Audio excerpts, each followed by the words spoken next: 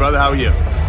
Emmanuel Rodriguez just put on a great performance against Melvin Lopez. What's your thoughts? I mean, he's sharp. I mean, it's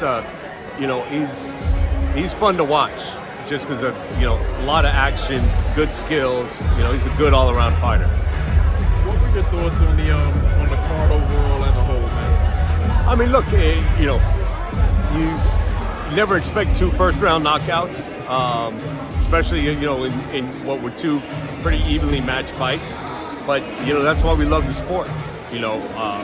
Sometimes you get performances like that. I mean, I guess you can see it out of Gary Antoine a little bit. I mean, he's been on a roll, and he's just a pressure guy, and he's going to try and get to you as quickly as possible.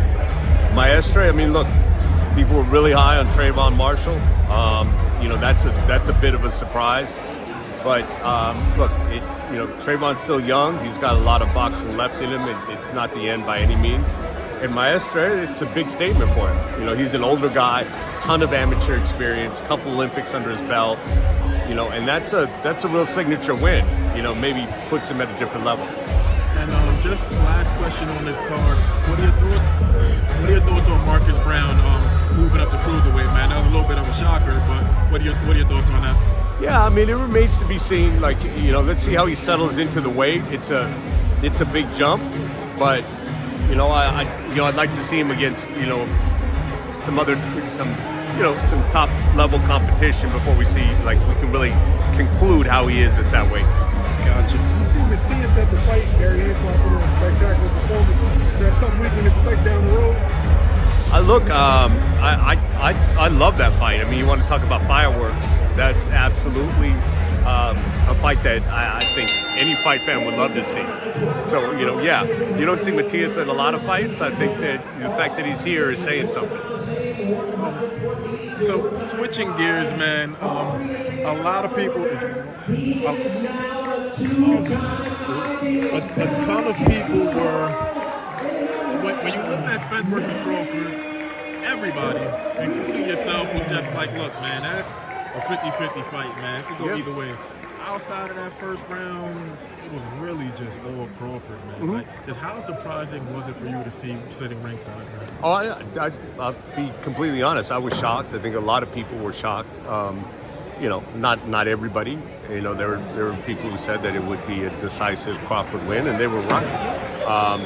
So look, it was just a masterful performance. I mean, we all expected maybe a more competitive fight, but I don't think it was disappointing because you saw some great skill out of Crawford. You saw a lot of persistence and determination, a lot of fighting spirit out of Spence. But that was a once in a lifetime performance for Crawford. It was pure artistry. What's the soonest we can expect that rematch if there is one? It depends. I suppose late this year. It's possible, maybe a little bit soon. When someone takes a tough fight like that, you want to make sure you're not rushing them back. So maybe early next year. But it's either late next year or early next year if it happens. Spence. I mean, you've been with him for years now, man. So you would know him better than just about anybody. I'm not trying to take anything away from Crawford. When you was looking at him, did you kind of say to yourself, he don't really look like himself right now? Look, I didn't see any hints during the week about it. I know there's some silly stuff online and people throwing around crazy opinions. Look, he's always been a sort of low-key, reserved guy. He's not real outwardly emotional. So it didn't look any strange to me all week. But yeah, not taking anything away from Crawford. It was an incredible performance. But the same token, that it didn't look like the Errol that we've seen before. And whether it's weight, whether it's something else going on, who knows? Or maybe it's just he ran into a guy who on that particular night was operating at a different level. It's really hard to say, and you're not going to get it out of Spence or anybody on his team. He's not an excuse maker. He'd never take away from anyone else's performance. So if there was an issue, it's going to go to the grave with those guys because they would never put anything out publicly like that. Stephen, Terrence Crawford's been on a media run all week. if Earl Spence rematch doesn't happen, maybe end of the year, 3 names that's been getting mentioned by the media: Javante Tank Davis, Mount Charlie, and Jaron Ennis. Which one of those 3 fights are the most realistic? Well, I don't see Tank moving up, to that weight class. So we would put that, probably at the bottom of the list and realistic. Look, I don't know where Crawford is in his career. Whether he wants 1 more fight, 2 more fights, 3 more fights. I think he's been pretty clear. It seems like the thing that excites him most is the possibility of maybe a Charlo fight down the line.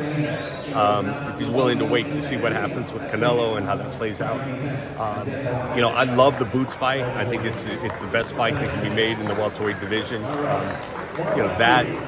Toss up.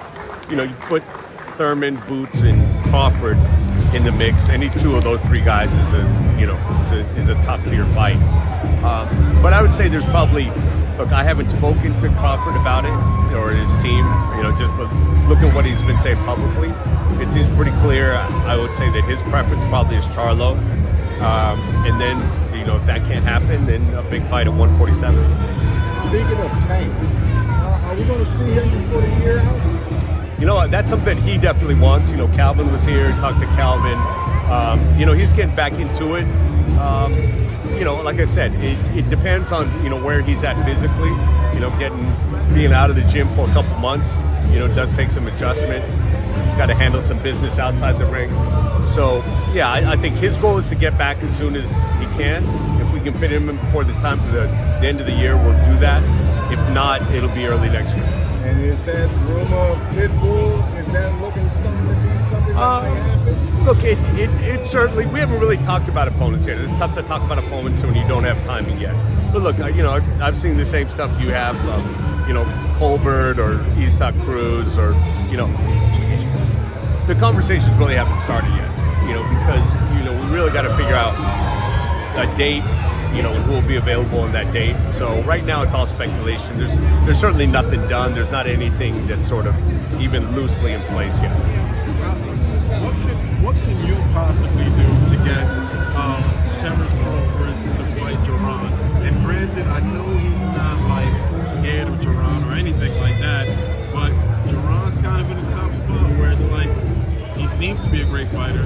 He hasn't really accomplished anything though. Doesn't really bring a ton of legacy value to Terrence. So what do you kind of do? You kind of just have to be all right, Terrence, here's a load of money, more than what you made for Spence. Let's make it happen. And if Boots wins, we got you next up. Yeah, I think, look, on some level, some of it is going to be dictated by the market, and if Crawford thinks that it's a bigger pay-per-view fight with Charlo, then probably go that way. It's sort of, but part of it is sort of his judgment of what will sell the most, in terms of pay-per-view, because that's really going to determine his payday. But at the same time, look, he is the undisputed champion. There are mandatories. The IBF does have, mandatory coming up. There are others that have mandatories coming up. The WBA, whether, Stanionis is in line or the IBF, if Boots is in line. That's what those mandatories are there for, is to make sure that, guys like Boots get their shot. So look, I think, that's one tool I think Boots can look toward, enforcing the mandatories, or if not, getting him a title shot against somebody else. Andrade and Benavidez.